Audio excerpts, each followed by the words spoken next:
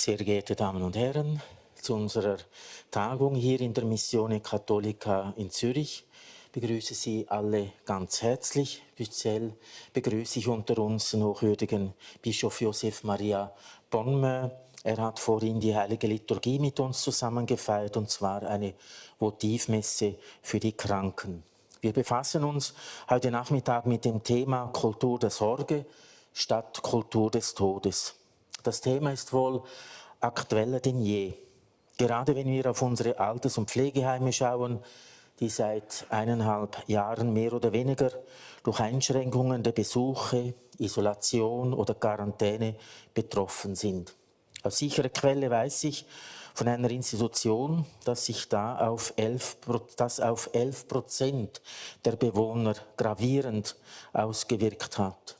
Zu diesen 11% gehört die Einlieferung in eine psychiatrische Klinik, der vollzogene Suizid, der Wunsch mit Exit aus dem Leben zu scheiden.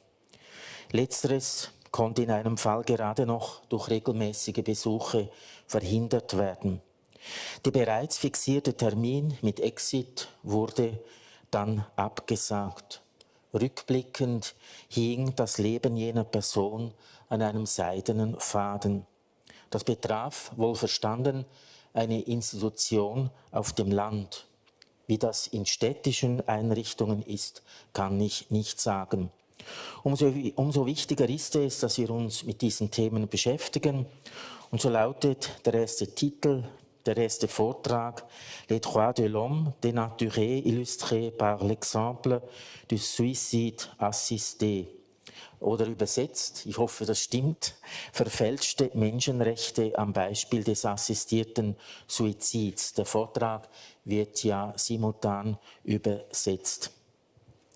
Und der Vortrag hält Gregor Poupinck, ist Direktor des European Center for Law and Justice. Er hat an den juristischen Fakultäten von Straßburg und Paris sowie am Institut des Hautes Études Internationales in Rechtswissenschaften promoviert.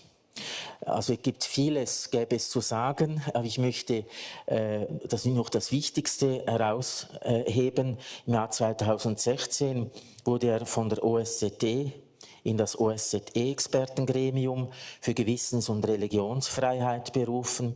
Ein Gremium, das die OSZE-Teilnehmerstaaten in diesem Bereich beraten soll. Und in verschiedensten Funktionen vertritt es seit 2000 auch den Heiligen Stuhl in Expertenausschüssen des Europarats, darunter im Lenkungsausschuss für Menschenrechte, im Expertenausschuss für die Reform des Gerichtshofs seit 2010. Er ist Präsident der uns sicher im Lebensschutzkreisen bestens bekannten Europäischen Bürgerinitiative, einer von uns, One of Us. Er ist Autor mehrerer Bücher und zahlreicher Artikel, die in verschiedenen Sprachen veröffentlicht wurden, und er hat auch verschiedene Preise bekommen für seine Arbeit, für seinen Einsatz. Zuletzt im Jahr 2014 wurde er zum Kommandeur des Ordens des heiligen Gregor des Großen ernannt. Vielen Dank, dass Sie diese Reise zu uns in die Schweiz auf sich genommen haben. Herzlich willkommen. Wir freuen uns auf Ihren Vortrag.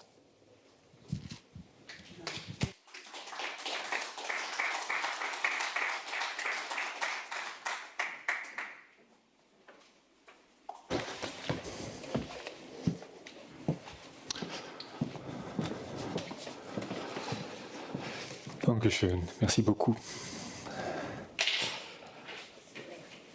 Alors,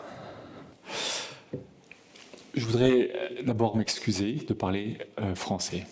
Je ne sais pas si vous comprenez tous. Ou si ceux qui ne comprennent pas lèvent la main. Alors,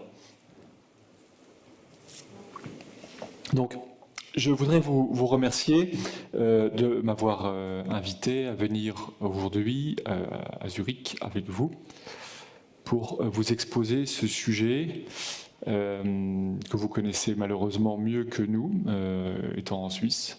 Nous, en France, pour l'instant, nous avons encore échappé à la situation qui est la vôtre, Ça prouve aussi quand même que l'on peut résister à ce genre de législation.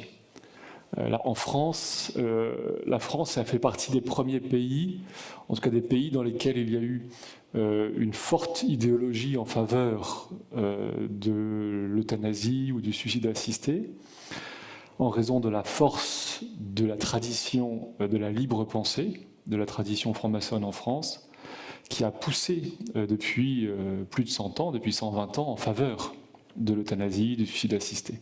Et malgré la puissance de la franc-maçonnerie dans le Parlement français, ils n'ont pas encore réussi à l'imposer. Donc ça montre qu'on peut réussir, notamment la profession médicale française qui résiste. Encore aujourd'hui, on la voit résister face à la même volonté, toujours des mêmes groupes libres-penseurs, cette fois-ci d'étendre la durée de pratique de l'avortement et de réduire la liberté de conscience des médecins face à l'avortement. Donc ce combat idéologique est très présent. En France, nous le connaissons, nous sommes encore dans une situation où cette pratique n'a pas été légalisée. Malheureusement, ce n'est pas le cas de la Suisse, en partie, s'agissant du suicide assisté, ou de la Belgique. Donc vous connaissez certainement mieux que nous cette situation. Moi, ce que je peux vous apporter aujourd'hui, ce que je peux essayer de vous apporter aujourd'hui, c'est une petite compréhension de la dimension juridique relative au débat sur le suicide assisté dans le contexte plus général des droits de l'homme. Alors, cela fait 20 ans que je travaille pour le Centre européen pour le droit et la justice, le European Center for Law and Justice, notamment, principalement auprès des instances européennes, à la Cour européenne des droits de l'homme, au Conseil de l'Europe et aussi aux Nations Unies à Genève. Dans le cadre de ces institutions internationales, on voit très bien tout l'effort de lobbying qui est fait pour promouvoir l'euthanasie ou le suicide assisté. Il y a un vrai combat politique qui est mené au plan national, bien sûr, mais aussi et surtout au plan international, en faveur de l'euthanasie et du suicide assisté. Ce combat est ancien. Il a commencé déjà il y a plus de 100 ans. Aujourd'hui, il se poursuit avec les mêmes acteurs.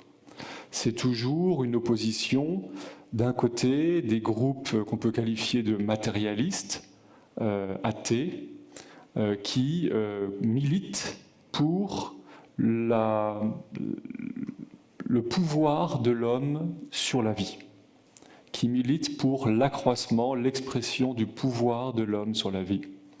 Et en face de ces groupes matérialistes, de ces groupes athées, eh bien, il y a toujours eu la résistance, on peut le dire, quasiment exclusive de l'Église catholique. Il n'y a pas beaucoup d'autres forces dans le monde occidental qui se soient opposées depuis le début à cette tendance. Donc, ce que je voudrais vous dire, c'est qu'encore aujourd'hui, lorsqu'on débat à l'ONU de l'euthanasie, lorsque des experts des Nations Unies essayent d'imposer un droit au suicide assisté au titre des droits de l'homme, essayent d'affirmer l'existence universelle d'un droit au suicide assisté, eh bien, c'est toujours les catholiques qui s'y opposent. Et derrière les catholiques, ensuite, il y a certains groupes d'autres cultures ou d'autres religions, mais c'est toujours les catholiques qui apportent, qui sont la pointe de la flèche et qui sont aussi la tête active et la tête pensante. Voilà, je pense que c'est très, très clair. Il n'y a pas d'autre argumentation contre cette culture qui soit aussi développée que le discours et la foi catholique. Et donc, tout ce que je pourrais vous dire aujourd'hui, finalement, n'a pas beaucoup de sens en dehors de la dimension spirituelle.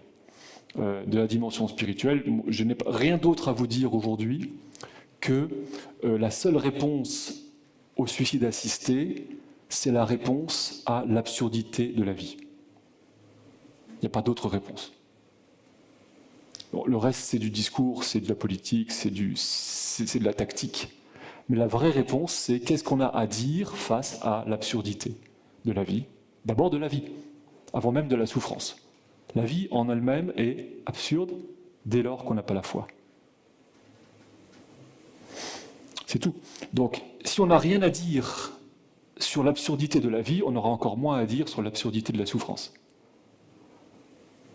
Donc la seule réponse, c'est ça.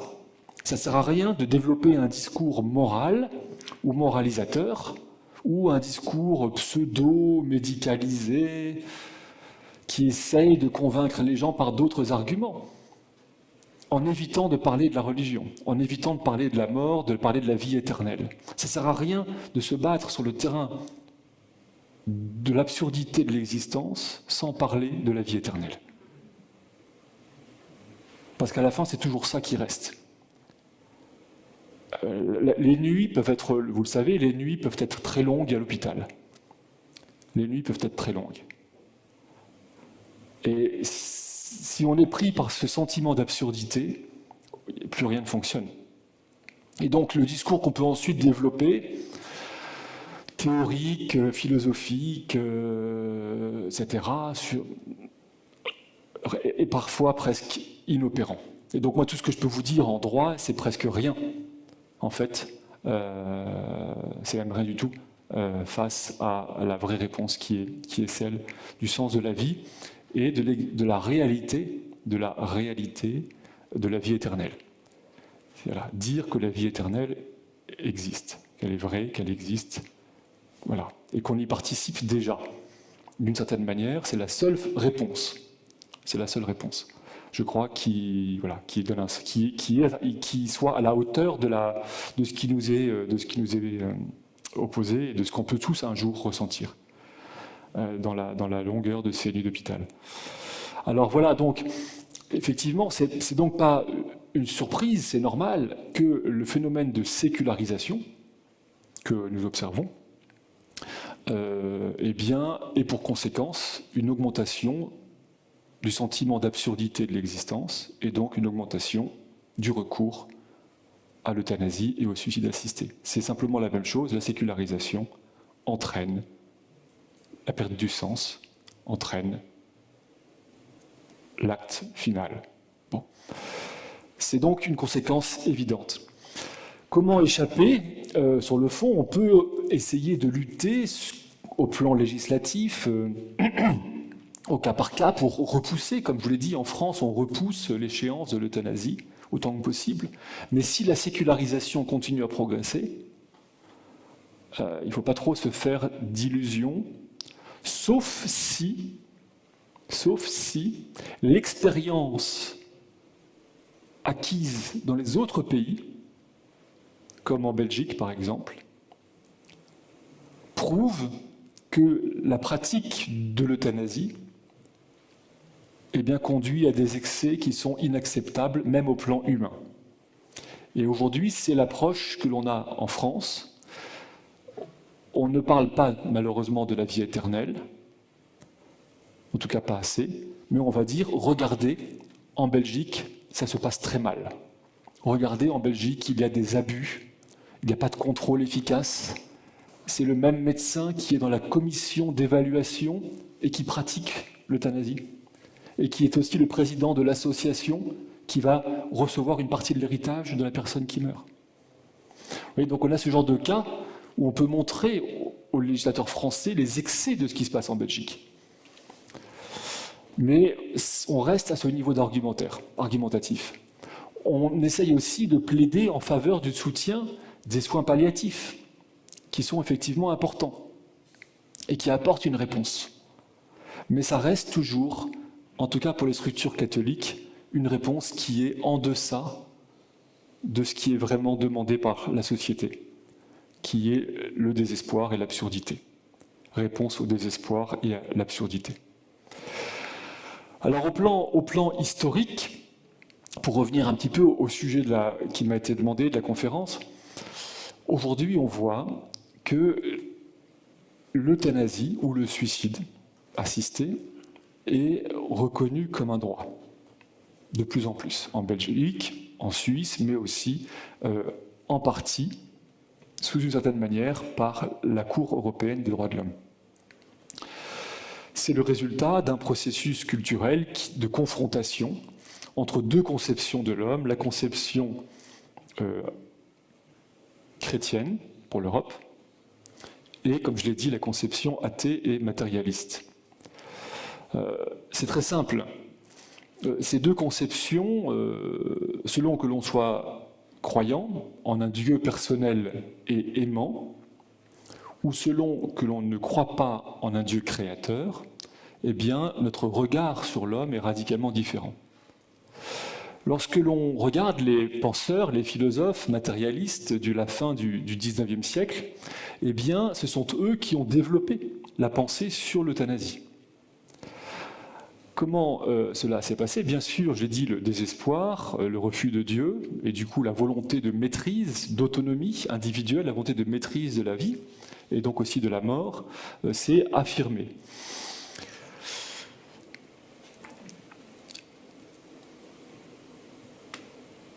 Les personnes qui ont développé donc la pensée de l'euthanasie, bon, on peut parler bien sûr de Nietzsche, mais aussi toute la tradition matérialiste, eh bien, a duré au cours du XXe siècle, et on peut dire que les associations, comme en Suisse, Exit, ou dans d'autres pays, sont les héritiers de ces mouvements de pensée, les héritiers directs, légitimes, de ces mouvements de pensée qu'on peut retracer, dont on peut retracer l'histoire jusqu'à la fin du XIXe siècle. De façon intéressante, pour comprendre donc ces deux conceptions de l'homme, la conception, on va dire, incarnée, la conception chrétienne, et la conception matérialiste athée. Il y a toujours eu une difficulté à reconnaître ce qu'est l'homme. Nous sommes tous dans cette stupéfaits, on va dire, étonnés par notre propre existence, et face à cette existence, essayer de comprendre pourquoi nous avons de la valeur.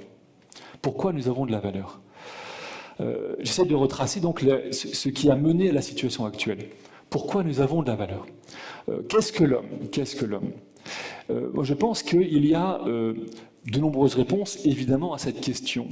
Mais il y a une alternative qui est déterminante, une approche qui est déterminante, et qui est déterminante y compris de notre compréhension aujourd'hui des droits de l'homme, du contenu de ces droits, et donc par la suite également de la question relative à l'euthanasie. Dans la conception chrétienne, catholique en particulier, il y a une unité de la personne, entre le corps, l'âme et l'esprit. Dans la conception chrétienne, on est héritier de la pensée aristotélicienne qui conçoit l'homme comme un tout et qui n'envisage pas que l'esprit ou l'âme soit complètement séparé de l'homme, du corps, qui n'envisage pas, selon cette conception chrétienne et aristotélicienne, que l'homme se définisse par son esprit. Dans la pensée chrétienne, l'homme est créé avec un corps et une âme et une intelligence. On ne peut pas le séparer sans le tuer. Il y a un tout qui est harmonieux. L'homme n'est pas simplement un esprit, comme un ange. Il n'est pas non plus simplement un corps animé avec une âme animale, comme un animal. Il est un être spécifique qui est donc a cette particularité d'avoir le corps, l'âme et l'esprit ensemble. Certes, l'homme a une valeur particulière en raison de son âme et de son esprit, de ses facultés spirituelles, mais on ne peut pas opposer, on ne peut pas séparer en l'homme ces deux qualités. Cette dimension chrétienne, qui conçoit donc l'homme comme un tout, eh bien, estime que l'homme doit s'accomplir ainsi. C'est en tant qu'être, en tant qu'esprit incarné, esprit dans un corps, que l'homme doit mener sa vie et doit s'accomplir.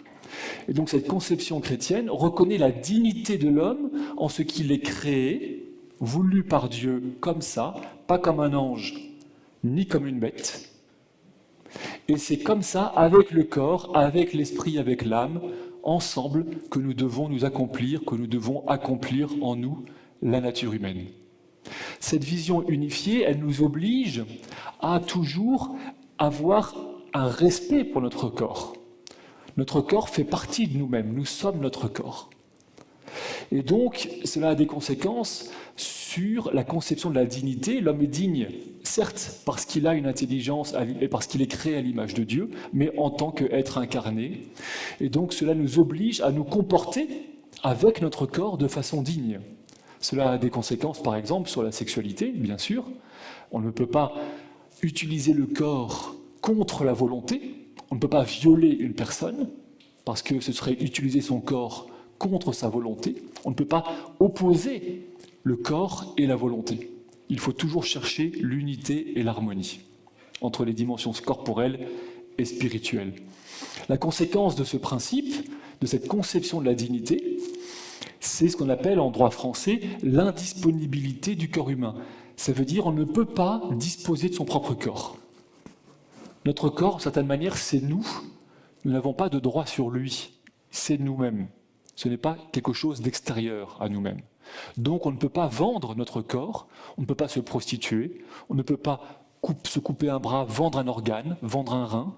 Voilà, on n'a pas la disponibilité, notre volonté, notre esprit n'a pas de pouvoir, n'est pas propriétaire de son corps. Nous n'avons pas une relation de propriétaire de notre propre corps. Nous avons simplement, nous sommes nous-mêmes une relation qui doit tendre à l'harmonie et à l'accomplissement de l'être humain complet, corps et âme. Et donc l'idéal catholique, c'est effectivement un idéal d'accomplissement entier. Et cet idéal d'accomplissement entier, il n'est pas facile parce que souvent le corps est lourd, le corps nous fait mal, le corps a des passions, il a des besoins. Et donc souvent c'est difficile d'avoir son corps, de vivre avec son corps. Et donc la tentation a toujours été présente, forte pour l'homme, de se dire je dois rejeter mon corps, je le méprise, je le maltraite pour m'en libérer. Non, l'approche chrétienne, c'est l'accomplissement avec le corps. Et cette dimension, elle est même confirmée par, non seulement, j'ai dit, par la création, l'homme créé, voulu par Dieu comme tel, mais elle est aussi confirmée par l'incarnation. Le fait que l'esprit, que le logos, que Dieu se soit fait homme dans un corps de chair, un corps mortel, montre toute la dignité du corps humain et montre bien que l'homme est digne avec son corps et que le corps participe à la dignité humaine. Ça, c'est la conception chrétienne qui a des conséquences en droit. Les conséquences en droit, c'est notamment une fameuse jurisprudence française, mais je l'ai dit, c'est l'indisponibilité du corps humain, c'est l'interdiction de la prostitution, mais c'est aussi une jurisprudence française qui avait interdit un métier qui consistait pour des nains à se faire payer pour servir de jeu, pour jouer, pour faire ce qu'on appelle le lancer de nains. Voilà, il n'y avait pas d'autre profession de ressources que de se louer pour permettre à des personnes en boîte de nuit de jouer à les lancer le plus loin possible. Et donc la justice française a dit, certes, vous, messieurs, c'est votre métier, vous voulez le faire, c'est votre volonté, c'est même votre ressource financière, vous êtes consentants, mais nous estimons, nous, la justice, que c'est contraire à la dignité. Même si vous le voulez. Nous ne vous permettons pas de porter atteinte à la dignité humaine, car la dignité humaine, vous la portez en vous, mais ce n'est pas la vôtre. Chacun n'a pas sa propre dignité. Chacun partage la dignité de la nature humaine. Parce que nous avons en commun cette nature humaine. Si on interdit à une femme de se prostituer, ce n'est pas seulement par respect pour elle, mais c'est par respect pour nous tous. Parce qu'en fait, ça nous dégrade, nous, que de voir quelqu'un se prostituer. Ça dégrade toute la nature humaine, toute l'humanité. C'est comme l'esclavage. L'esclavage est une offense à toute l'humanité, pas seulement aux esclaves. Parce que ça dégrade l'humanité. Et donc, voilà la conception incarnée de la nature humaine. Incarnée parce que l'esprit est incarné dans le corps, dans la chair. Voulu ainsi par Dieu, confirmé par l'incarnation du Christ, de l'esprit dans la chair humaine. et en plus appelé à la résurrection de la chair. Cette conception, on comprend bien les conséquences. Elle a des conséquences en droit. Je l'ai dit, interdiction de porter atteinte à son propre corps, mais aussi au plan des droits de l'homme. Pourquoi ? Parce que les droits de l'homme, en tout cas, on peut les interpréter, les comprendre, après la Seconde Guerre mondiale, comme étant un ensemble de droits qui garantissent à chacun la faculté d'accomplir en lui-même les potentialités de la nature humaine. Ça veut dire quoi ? Les droits de l'homme garantissent à chacun la possibilité d'accomplir nos potentialités, de grandir. Le droit à l'éducation, par exemple, c'est pour permettre à un enfant d'accomplir ses capacités intellectuelles. Le droit, bien sûr, aussi, enfin les droits élémentaires de respect de la vie, d'abord, pouvoir se maintenir en vie, pouvoir échanger avec les autres personnes, la liberté d'association, toutes les libertés de l'esprit, liberté de pensée, liberté d'opinion, liberté de conscience. Et donc on voit que ces droits, les droits de l'homme, eh bien, ils correspondent à des capacités de notre nature humaine. Ils ont été conçus après la guerre pour protéger nos capacités contre les entraves éventuelles de l'État qui nous empêcheraient de les réaliser. Ces capacités, elles correspondent à une conception incarnée de l'être humain. On va protéger la vie de l'être humain, on va protéger ses capacités de relations sociales, liberté d'association, etc., de réunion, ses capacités intellectuelles, ses capacités spirituelles. On va aussi protéger notre capacité à transmettre la vie, le droit au mariage, le droit de se marier et de fonder une famille. Tous ces droits-là, en fait, sont simplement des conséquences de notre compréhension de la nature humaine. Il est évident que le droit à la vie, protégé dans le droit de l'homme, eh bien, simplement protège le respect de la vie humaine. Il ne contient pas un droit opposé qui serait le droit de mourir. Donc il y a une corrélation entre le contenu des droits de l'homme et la conception que l'on se fait de l'homme. C'est la conception que l'on se fait de l'homme qui détermine le contenu des droits. Alors, en face de cette compréhension chrétienne et incarnée de l'homme, eh bien, il y a une autre tradition qui est la tradition que j'ai présentée tout à l'heure comme étant gnostique ou athée ou matérialiste. Eh bien, c'est une conception qui oppose et qui sépare le corps de l'esprit.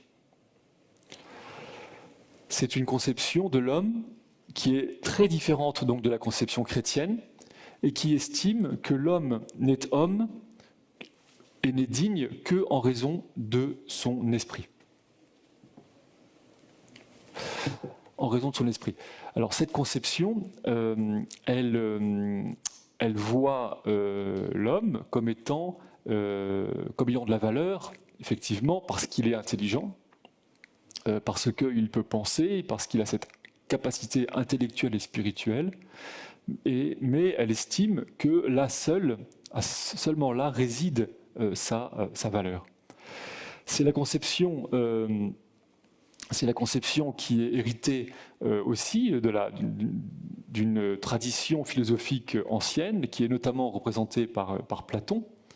Platon qui, à l'opposé de Aristote, Platon qui lui distingue le corps et l'esprit et voit seulement dans l'esprit, ça veut dire la capacité intellectuelle, l'âme de l'homme, sa dignité.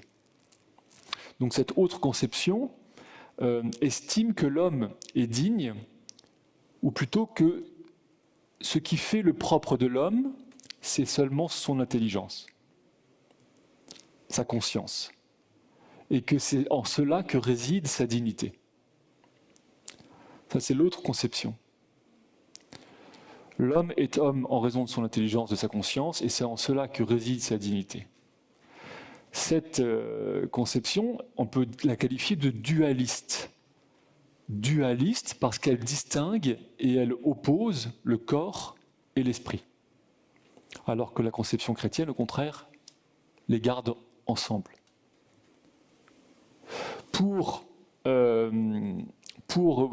Dans l'Évangile, eh bien, on dit que le corps est le temple de l'esprit. Mais pour Platon, le corps est la prison de l'esprit, de l'âme. Donc soit on considère que le corps est un temple de l'esprit, soit on considère qu'il est une prison. Et là, on voit bien l'opposition radicale. Approche chrétienne, il y a une unité et une harmonie. Approche matérialiste, il y a une division, un dualisme et une confrontation, une absence d'harmonie, une disharmonie. Donc dans cette conception dualiste, eh bien, on voit bien que le corps est distinct et séparé et il a moins de valeur que l'esprit. Alors cette conception dualiste, elle a été conservée, elle est restée toujours présente dans l'histoire, en marge de l'approche et de la pensée chrétienne, mais elle est restée en particulier dans la pensée gnostique, qui a conservé cette idée dualiste de l'homme.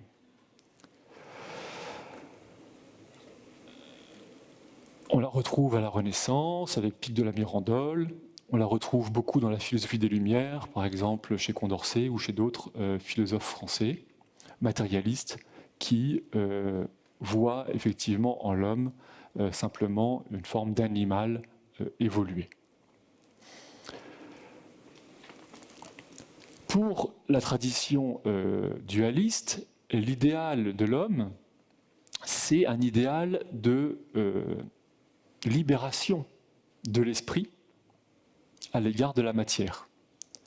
Pour les dualistes, l'homme n'est homme qu'en raison de son esprit, de ses capacités intellectuelles, et donc il est prisonnier de son corps, qui, vous le savez bien, bien souvent nous rabaisse. Et donc le sentiment que le corps le rabaisse, on est prisonnier de son corps, et que donc, pour être davantage homme, il faudrait que notre esprit s'élève. Et donc il y a un tiraillement et une séparation entre l'esprit et le corps qui est lourd et l'esprit qui serait divin. Alors cette pensée dualiste, cette pensée gnostique, eh bien, va être profondément renouvelée au XIXe siècle avec la théorie de l'évolution, avec la pensée de Darwin, et surtout des héritiers de Darwin. Comme vous le savez, Darwin affirme que la vie et que l'homme est dans un processus d'évolution. L'homme est dans un processus de progrès et d'évolution.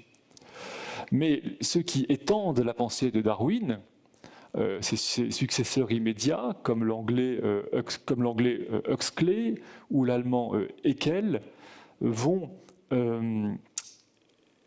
présenter l'homme, l'histoire de l'humanité, de notre existence, non plus comme étant le résultat de la création volontaire d'un Dieu aimant, mais comme étant le résultat d'un processus de spiritualisation. Ça veut dire que pour les matérialistes, héritiers de Darwin, et héritiers surtout, héritiers de la gnose, parce qu'en fait ils existaient déjà avant Darwin, ils ont juste renouvelé leur système en intégrant la théorie de l'évolution dans leur philosophie préexistante.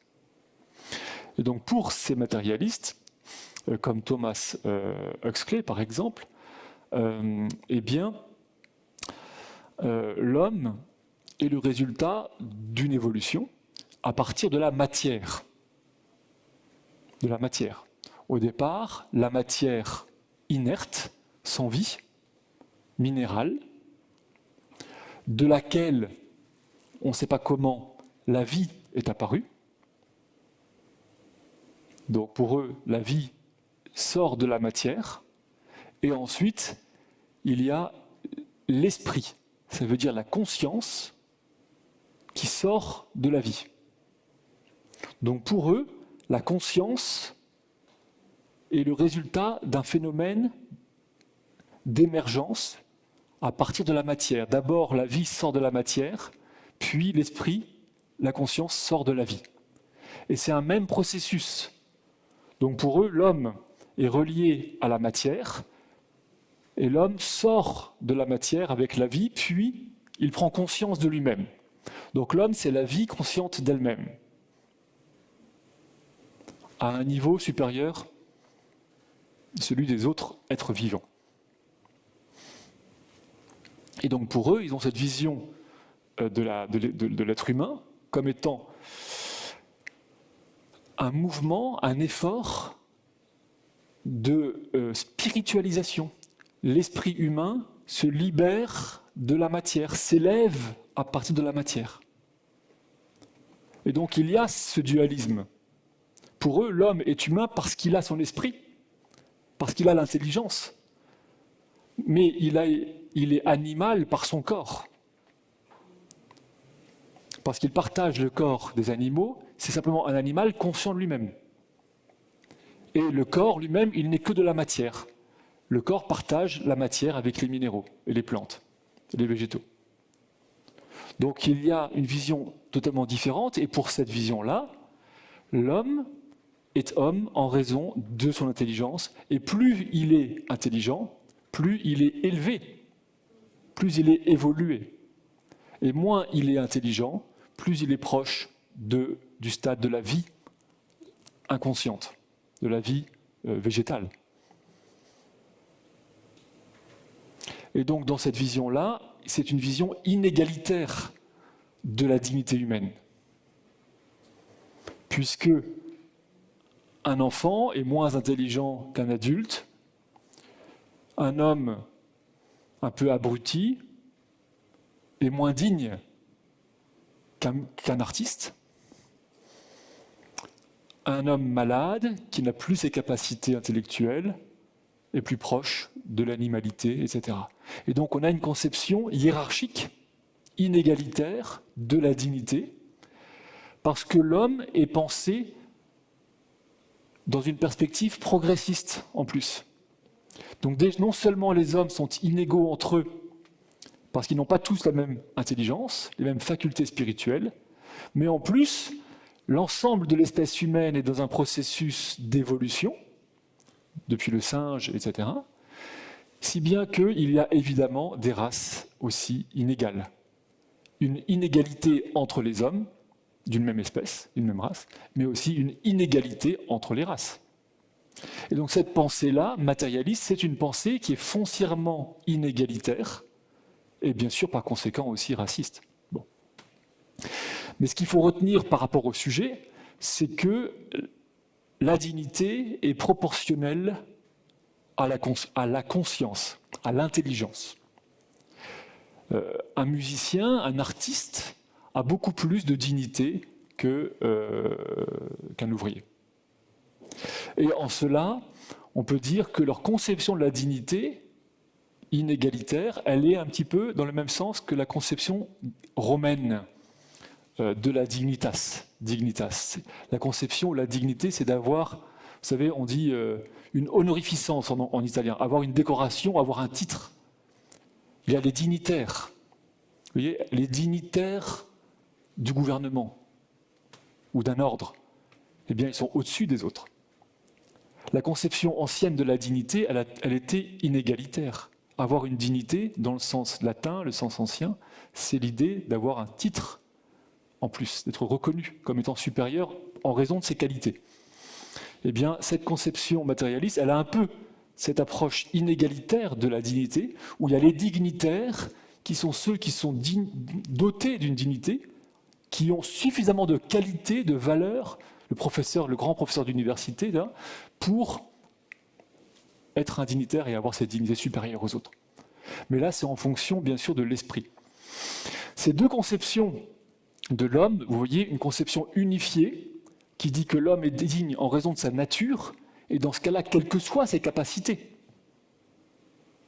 qu'il soit ingénieur ou qu'il soit ouvrier, qu'ils soient de race européenne, africaine, que sais-je, quelles que soient ces caractéristiques, qu'ils soient handicapés ou non. Ils partagent une même nature humaine. Et dans ce cas-là, sa dignité, il la tient de sa nature humaine, que nous partageons. La prostituée a autant de dignité que la femme au foyer, que l'épouse, parce qu'elle partage la même nature humaine.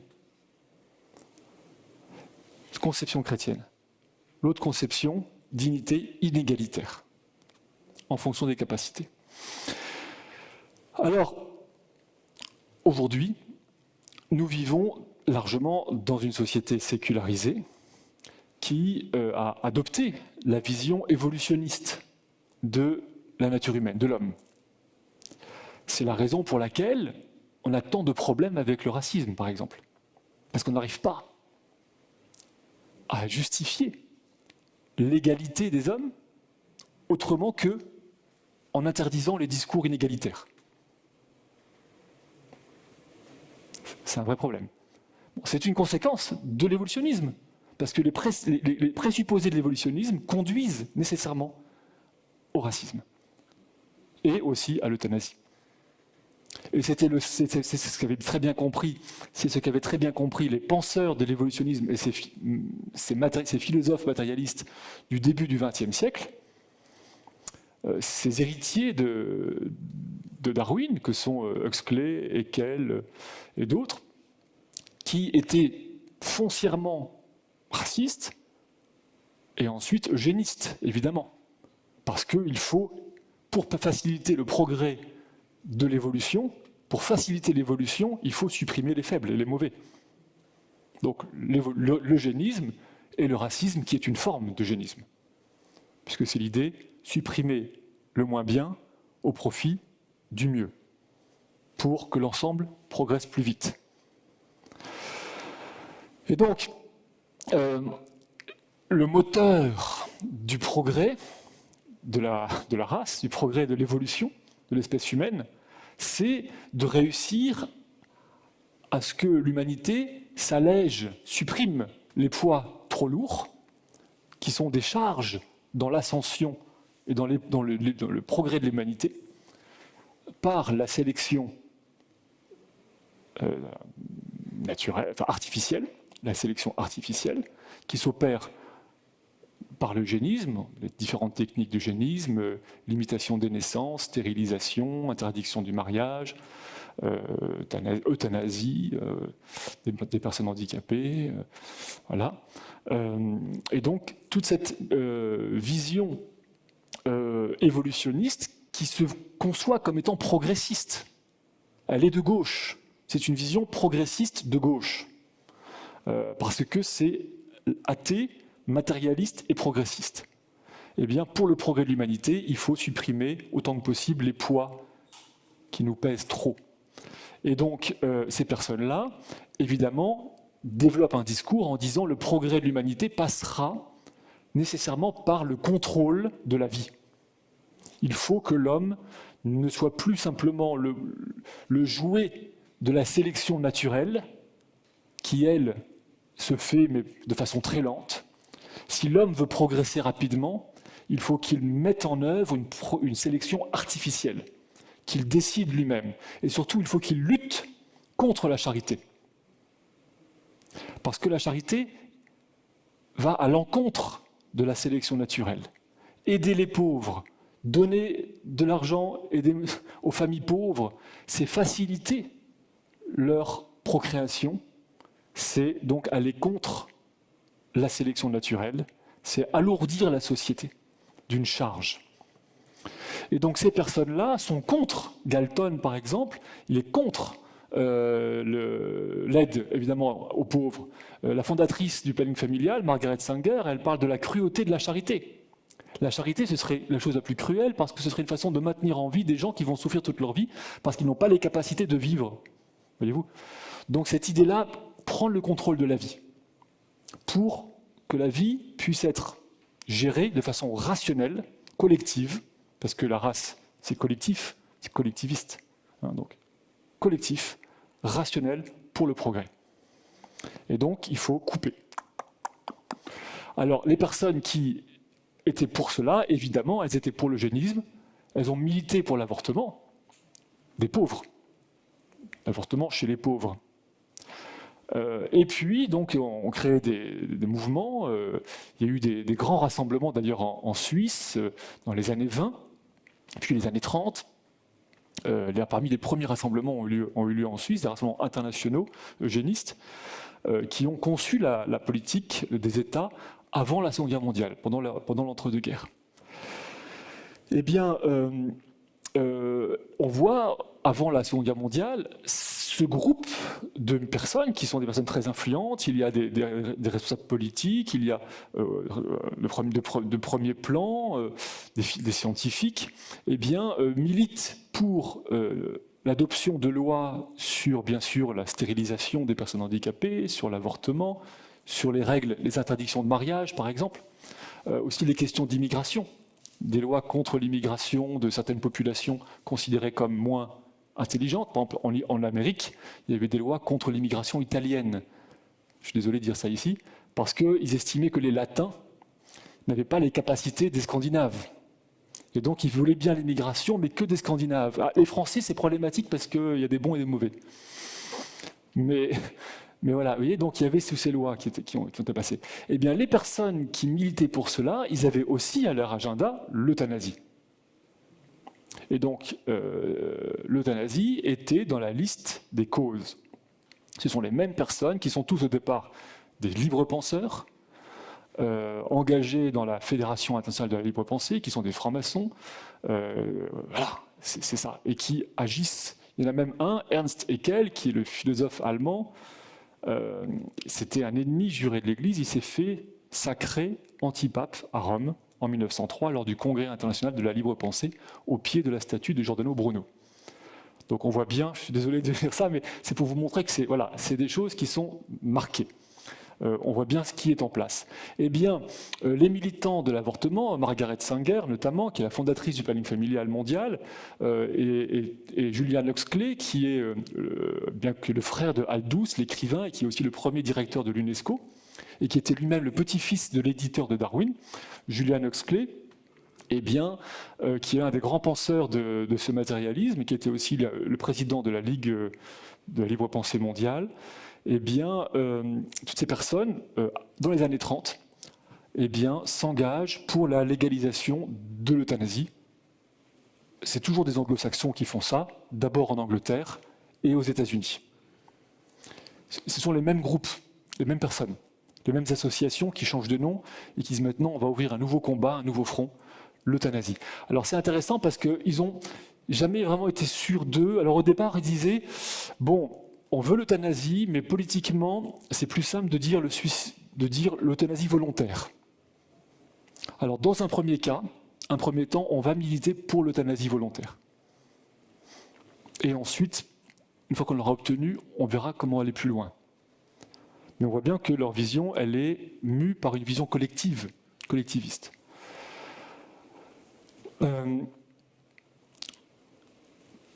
Ce même mouvement qui a développé les lois sur la stérilisation, sur les interdictions de mariage aux États-Unis, eh bien, ces mêmes personnalités ont aussi évidemment voyagé en Allemagne. Ernst Haeckel était allemand, il a eu une descendance intellectuelle en Allemagne. Il y avait donc un courant intellectuel en Allemagne dans cette pensée qui s'est développé au début du XXe siècle et qui avait des liens étroits avec leurs confrères britanniques et leurs riches confrères américains. Et donc, ce qui s'est passé en Allemagne pendant la Seconde Guerre mondiale n'est pas un accident. Les lois allemandes sont largement inspirées des lois américaines. Et ce sont des professionnels des associations eugénistes américaines qui sont venus aussi enseigner, expliquer, donner des exemples, des modèles de loi à l'administration allemande dans les années 30. Notamment sur la question du mariage. Les Allemands étaient moins durs que les Américains. Les Américains avaient une règle, ils disaient une seule goutte de sang suffit.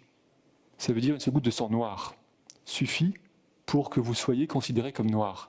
Alors qu'en Allemagne, je crois que les enfants des mariages mixtes entre juifs et allemands n'étaient pas forcément considérés comme juifs.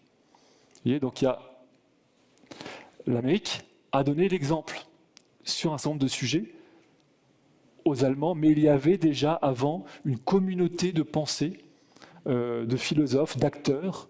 Et c'est aussi la Fondation Rockefeller, par exemple, qui a financé les grands instituts Kaiser Wilhelm en Allemagne sur les questions d'eugénisme.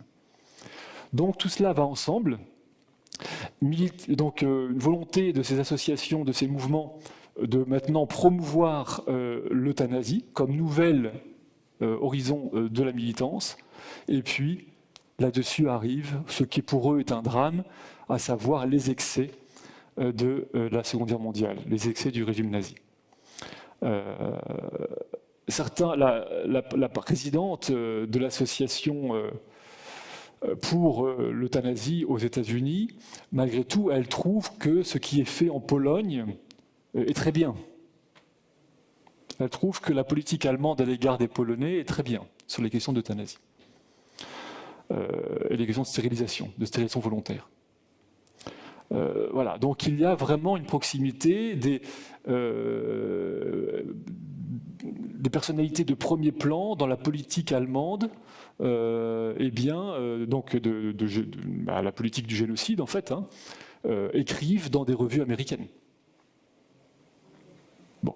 Donc voilà, tout ça vous le connaissez peut-être déjà. En tout cas, c'est pour vous dire que l'euthanasie, le débat sur l'euthanasie, il est, tel qu'on le voit aujourd'hui, il est le résultat de tout cela. Que s'est-il passé? Il y a la Seconde Guerre mondiale, et ensuite il y a le choc face à ce qui s'est passé en Allemagne et la condamnation morale de l'idéologie, du racisme, de l'eugénisme. Ce qui, pour les militants de l'euthanasie, est une catastrophe. Et aussi pour les militants de l'eugénisme. Julian Huxley, dont j'ai parlé avant, qui était un militant très fort d'avant la guerre, arrive toutefois quand même à être nommé premier directeur de l'UNESCO. Et il dit qu'il espère qu'un jour l'eugénisme pourra de nouveau être reconnu comme utile à la société. Donc les penseurs de l'euthanasie et de l'eugénisme ne sont pas morts à la guerre. Ils ont souvent changé de nom. Les associations comme Exit avaient d'autres noms avant. Donc regardez dans le passé l'histoire de ces organisations pour voir jusqu'où elles remontent. À quelles époques elles ont changé de nom. L'association britannique, elle s'appelle tantôt Association pour l'euthanasie volontaire, tantôt Association pour l'euthanasie tout court. Ensuite, maintenant, je crois que c'est Dignity. Mais selon l'époque, on change de nom pour s'adapter au discours, s'adapter à la culture, pour présenter mieux. Mais c'est les mêmes associations. Et c'est toujours derrière les mêmes francs-maçons, les libres penseurs, etc., qui sont eux-mêmes des héritiers de la pensée gnostique. La gnose, c'est dans la franc-maçonnerie qu'on la trouve. Donc, ce n'est pas la Seconde Guerre mondiale qui a arrêté cette pensée, elle a simplement donné un coup très fort. Les personnes étaient toujours là, Julian Huxley était toujours en place, les organisations ont changé de nom en général, au début des années 40, enfin après en 48, 40, 50, et ont continué à militer, mais avec d'autres arguments. L'avortement aussi s'est adapté. On n'était plus dans une idée de contrôle des populations pauvres européennes, mais on a développé le discours d'abord du problème démographique. Je ne sais pas si vous vous souvenez, pour les plus anciens, autrefois on parlait toujours de la bombe P, des problèmes démographiques en Afrique, etc. C'était la menace, un peu comme aujourd'hui le climat. On nous disait, vous savez, il y aura des guerres civiles partout parce que les gens n'auront plus assez à manger, la population va exploser, il n'y aura pas assez de ressources, et donc il y aura la guerre partout. On me promettait la guerre dans les années 60 et les années 50. On annonçait la guerre civile. Je ne sais Parce que si vous vous souvenez, le Club de Rome, en 68, dans son rapport, annonçait vraiment quasiment comme aujourd'hui l'apocalypse. Un peu comme aujourd'hui avec le climat. C'était pour justifier les politiques de contrôle démographique. Vous avez écrit quelque chose là que j'arrive pas à lire, excusez-moi, je suis trop... Voilà. Et bien donc... et ensuite on a adopté un discours, ces associations promouvant l'avortement, qui sont fondamentalement eugénistes à cette époque. En France, c'est très visible avec une personne comme Dr Simon. Ensuite, vont développer un discours sur la liberté, sur les droits, sur la liberté sexuelle. Voilà.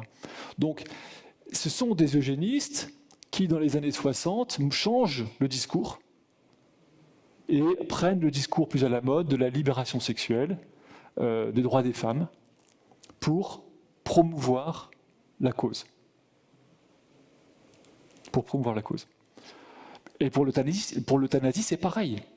On change le discours. On vous dit non, en fait, c'est pour votre liberté. C'est la liberté. On prend le discours dominant. C'est l'autonomie, c'est la dignité. Vous voyez, il y a un côté marketing. Mais si vous voyez l'histoire de ces mouvements, eh bien, on trace très bien par les personnes et par les organisations l'évolution du discours. Et donc aujourd'hui, la situation dans laquelle nous sommes aujourd'hui, c'est celle-ci. Toujours finalement la même opposition entre ceux qui croient au bon Dieu et qui l'aiment et ceux qui ne veulent pas l'aimer. Et on est toujours dans cette situation. Ensuite, il y a le discours juridique. Évidemment, les parlementaires qui vont se laisser convaincre. Il faut savoir que s'il n'y avait pas eu la Seconde Guerre mondiale, peut-être que le Royaume-Uni aurait déjà adopté l'euthanasie à la fin des années 30 ou au début des années 40. Parce qu'il y a eu des propositions de loi déposées au Royaume-Uni dans les années 30, à la fin des années 30. C'est la guerre qui a coupé le mouvement. Et ensuite, il a fallu beaucoup de temps pour que le discours reprenne. Voilà. Donc la situation, aujourd'hui, ce n'est pas reconnu comme un droit de l'homme de façon générale. Il y a une volonté très forte de présenter l'euthanasie comme une liberté. Au plan international, les droits de l'homme continuent à être interprétés de façon assez conforme à l'idée de 1948, qui était encore une idée imprégnée de l'anthropologie chrétienne. Ça veut dire qu'on ne peut pas se porter atteinte à soi-même. Mais on voit bien que, à mesure que les pays se sécularisent, c'est plus difficile. Voilà la situation. Pour plus ample renseignement, je vous renvoie à mon livre sur les aspects juridiques. Je vous remercie.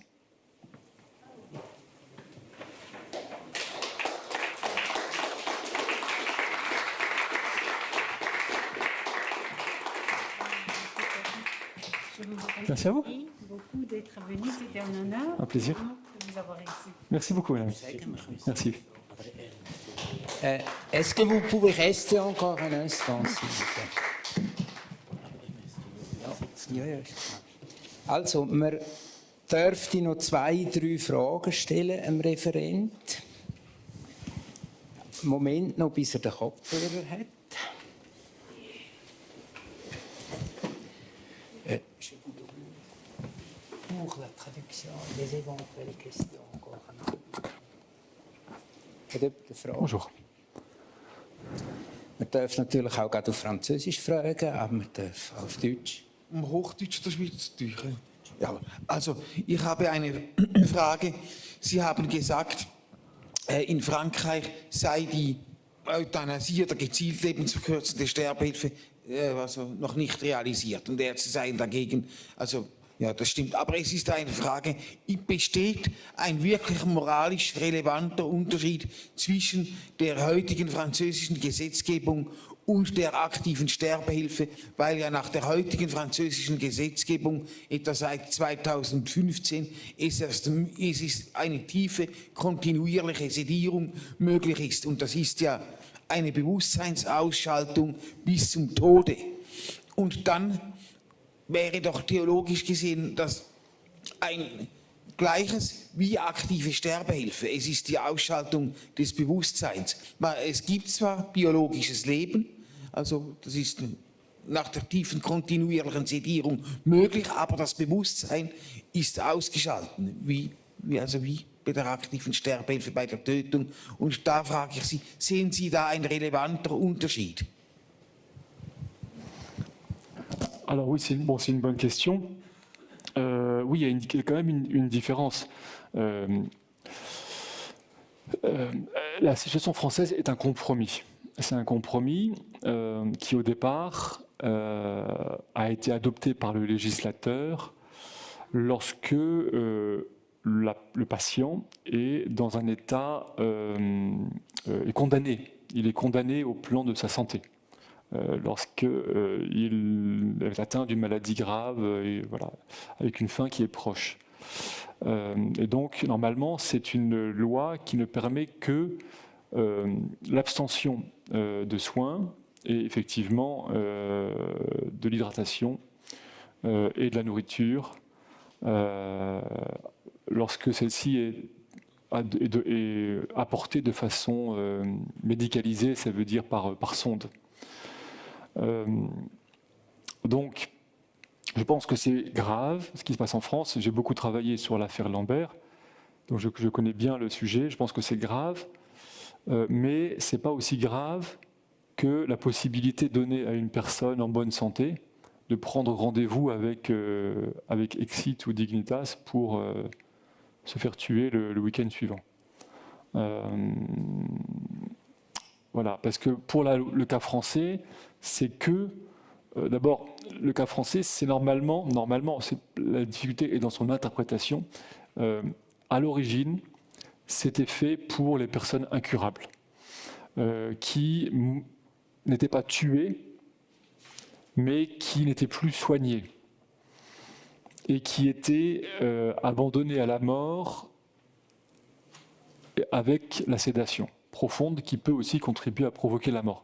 Donc c'était l'approche la plus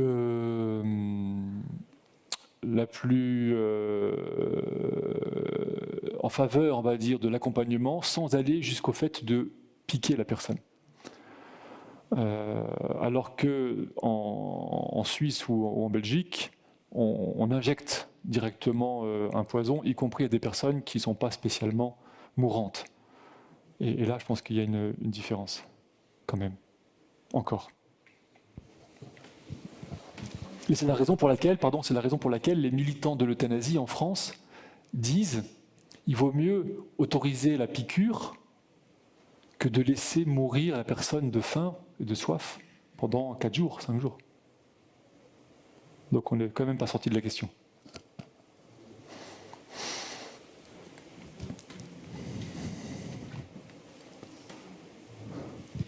Vielen Dank für Ihren sehr gehaltvollen, aufschlussreichen Vortrag, über den ich, glaube ich, noch auch sehr lange nachdenken muss, weil der so gehaltvoll war. Ich konnte, glaube ich, fast allem folgen, was Sie gesagt haben, frage mich aber als Ärztin, weil Sie ja eben darstellen, dass wir so eine säkularisierte Welt haben, was meine Antwort für den Patienten sein kann, der, ich sage jetzt mal, lebensmüde geworden ist. Ich stehe dann eher vor einem säkularen Patienten, dem ich eigentlich nicht die Antwort geben kann, dir fehlt der Glaube. Dir fehlt der Sinn, weil dir der Glaube fehlt und deshalb bist du in die Suizidalität geraten. Das wäre jetzt ganz grob gestrickt, wenn man jetzt sozusagen im Galopp Ihren Gedanken folgen würde. Und ich finde sie auch sehr nachvollziehbar, Nur jetzt stehe ich als Ärztin vor einem Menschen, der eben nicht mehr ansprechbar ist auf den Glauben. Das treffen wir ja eben häufig an. Und dem kann ich nicht sagen, weil du ein Materialist bist oder der materialistischen Ideologie erlegen bist, bist du in deiner Suizidalität. Ich muss den Patienten aber dort herausholen. Und das ist für mich einfach eine der Fragen, die jetzt eigentlich Ihr hervorragender Vortrag in mir evoziert hat, weil ich Ihre Analyse sehr klar nachvollziehbar finde, aber mich frage, wie ist meine Antwort heute auf die Menschen, die sehr wohl auf menschliche Zuneigung ansprechen, aber ich sage mal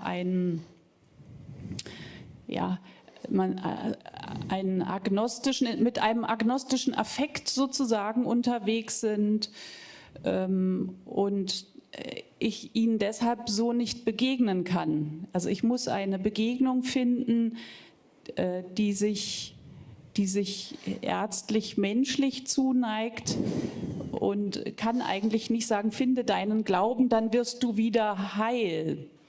Verstehen Sie, also meine Frage ist, wie können wir, das wäre sozusagen Ihr nächster Vortrag, der genauso profund dann wäre, wie können wir auf das jetzt antworten in einer Welt, die diese Sprache nicht mehr versteht? Bon, je comprends bien votre question. J'ai pas tellement de. Moi, je pense que d'une manière ou d'une autre, votre situation, elle est la même que celle de chacun d'entre nous. Enfin, tout catholique, tout chrétien est dans la même situation. C'est-à-dire que vous êtes confronté à ces personnes à l'hôpital. Nous, on peut être confrontés dans nos propres familles, avec des proches. Donc, vous êtes plus souvent confrontés, mais c'est la même situation quand même pour tout le monde. Alors ensuite, il faut... C'est comme pour tout catholique, il faut, comme tout chrétien, je n'ai pas de réponse particulière, mais il faut prier pour la personne. Vous pouvez appeler peut-être l'aumônier, lui proposer de rencontrer l'aumônier de l'hôpital. Et puis je pense que les gens ne sont pas si fermés que ça. Je ne suis pas sûr que les gens soient totalement fermés, complètement fermés. Donc, vous pouvez peut-être quand même essayer de dire un mot sans forcément que ce soit... D'abord, vous voyez forcément si la personne, vous pouvez penser qu'elle est plus ou moins chrétienne ou pas, ça on peut quand même le voir en général, catholique ou protestante. Et ensuite, quand même essayer d'avoir peut-être un mot pour l'orienter, faire une ouverture, au moins une ouverture, sans que ce soit du prêche. Vous pouvez prier pour elle, lui dire peut-être que vous aimeriez en parler avec... parce que ces questions-là, c'est plutôt avec un pasteur ou avec un prêtre que vous pouvez en parler. Quoi. Et faire une ouverture. C'est sûr. Et puis vous voyez bien, mais je pense que juste l'ouverture, parce qu'on souffre quand même beaucoup de l'enfermement spirituel. Ça veut dire on est comme dans une boîte avec un couvercle. Et le ciel n'apparaît pas souvent à travers le couvercle. Donc si vous pouvez juste un tout petit peu entrouvrir le couvercle en montrant qu'il y a quand même une autre chose et que vous en êtes consciente, vous n'êtes pas simplement vous faites pas simplement que de la gestion du corps, quoi, mais que voilà, vous savez être consciente qu'il y a autre chose, peut-être que ça peut aider. Quoi.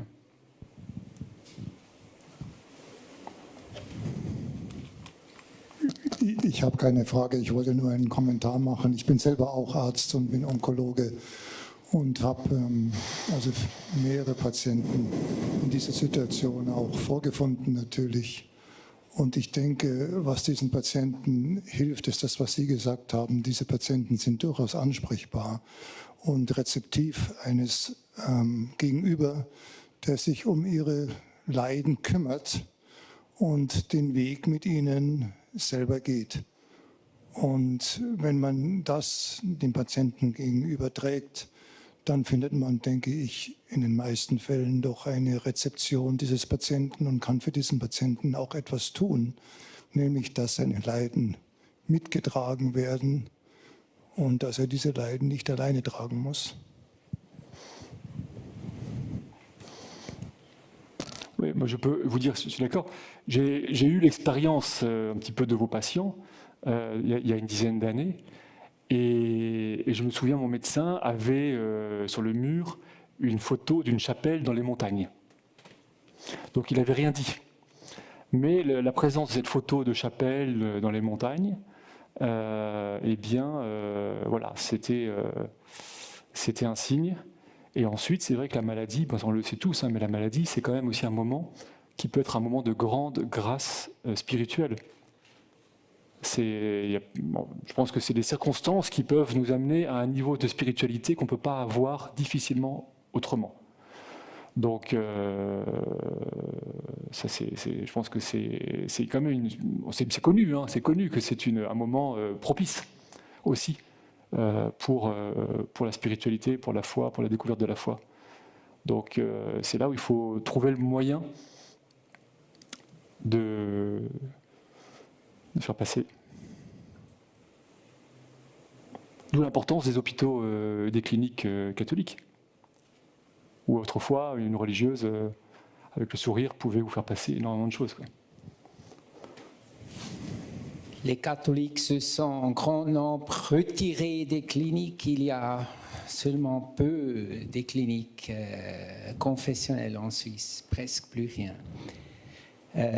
Excusez si merci bien encore pour répondre à ces questions. Jetzt würden wir Pause machen bis um 5 und 4. Es gibt zu trinken da. Nebendran könnte man das Referendum unterschreiben, wo gegen das Gesetz ist, wo eine Widerspruchsregelung einführen bei der Organspende. Da finden Sie Informationen von Human Life und wir würden weitermachen am 5 ab 4. Noch ein spezieller Hinweis. An dem Ecke vom Tisch wird noch das Buch verkauft. Wir verkaufen uns nicht heute da, nur das Buch vom Referent, vom Dr. Gregor Poupinck, Der denaturierte Mensch und seine Rechte. Da kommt vieles noch vertiefter vor, was er schon in seinem Referat gesagt hat, auch zu dem Thema vom assistierten Suizid, aber auch alle anderen Themen werden durchreferiert und speziell ist immer auch noch der Bezug zu der Rechtsprechung, zu den Menschenrechten und wie sich das Ganze entwickelt hat. Ist vielleicht zum Teil noch ein bisschen, nicht nur philosophisch, sondern auch ein bisschen juristischer im Buch. Und vielleicht ist er bereit, da auch Bücher zu signieren am Tisch, wenn Sie eins kaufen. Gerade da. Ich lasse jetzt.